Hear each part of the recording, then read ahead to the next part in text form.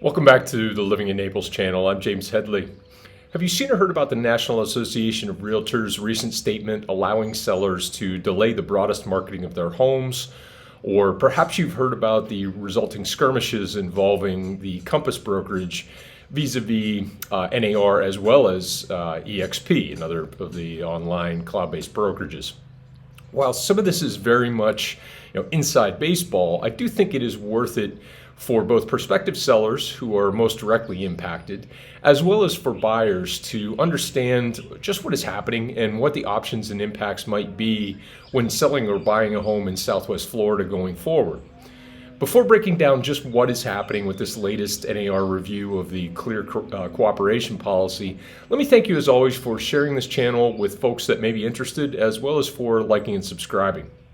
With that, let's take a look at this new category of delayed marketing exempt listings and what it means to the Southwest Florida real estate market.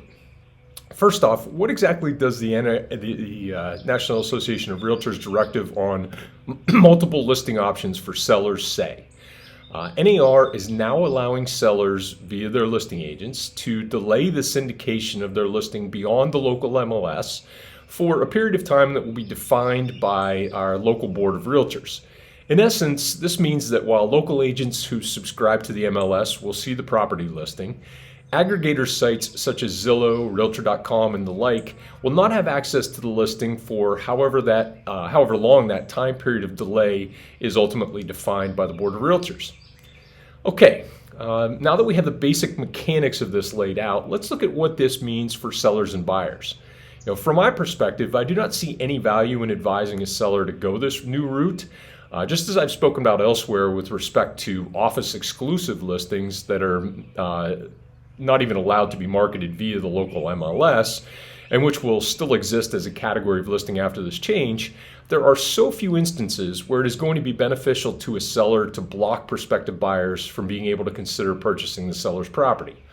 Simply put, when you're selling your home, don't you want every possible buyer to be able to see it and potentially make you an offer? Frankly, who benefits from the listing, from limiting the audience for a property listing? It's the listing agent or broker, if they can be the one to bring the buyer also and secure both ends of the commission on the transaction. And who's most directly harmed? Prospective buyers who may be shut out of buying their ideal home because they never had a chance to see it.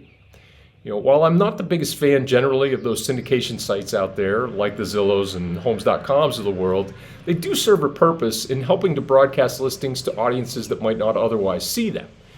Those sellers that opt for a delayed marketing exempt listing are foregoing the chance to reach those buyers.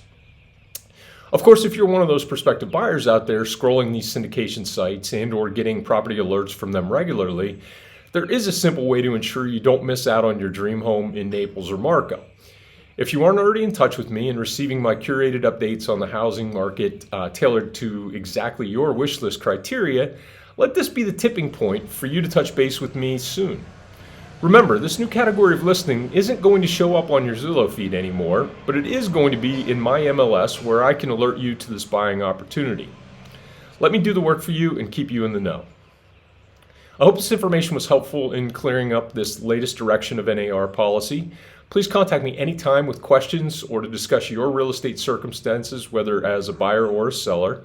And please do keep on subscribing, liking, and sharing, and I'll look forward to seeing you in the next episode. Take care.